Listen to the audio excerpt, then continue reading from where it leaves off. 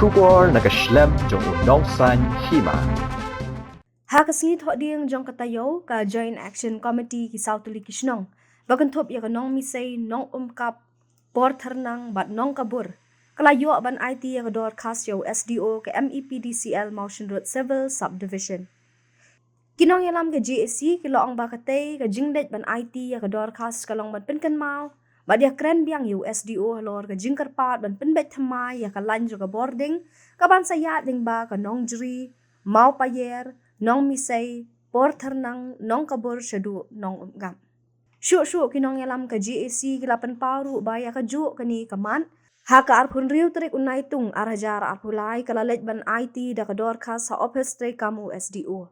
Lapan pauru ba ka nong misay kabaya sno na Garu Hills ka syam jinjar hadu kata-kata lada kidu boarding. Lani kiyo kabaylat bat ban syuay kabaylat jang ka boarding namar kahaplet syadu Nonggal Bibra Civil Subdivision South Garu Hills. Ka GSC kalakarpat USDO ba unsyim kiya kloy kat bala halor kani ka jingkarpat namar kishnong gibahap akitikithan kila soksat bat jinjar halor ka jingdo boarding kha na ka jingjingay palat kalan ka barim bala penyat ya ka boarding.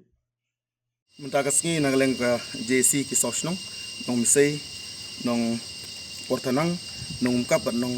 gabar ngilawan ban yakendu yau SDO jong ka MECL ha ka bede ban penkan mau bang ladap ai ka jingtho nadu arpun riu trik na behnyo arjar plai ha ka bede bat ka ban penbet thmai ya ka line light ne electricity na nong dri nong mo payer sha umkap lengba ka nong misai porthanang ban nong gabar te ha ka bede bat kane mata kasngi ngala yo ban yakendu yau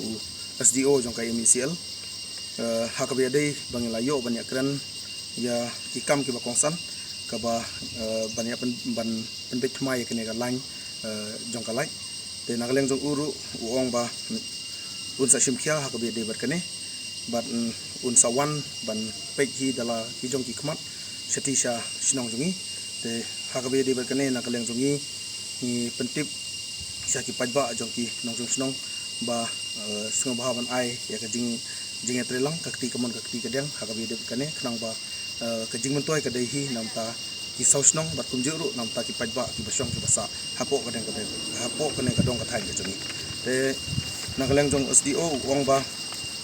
unsa kontak ne unsa phone sha ki nongelam jong ka JC jong ni sausnong kumjuru sha ki sordal ne ki secretary jong ki sausnong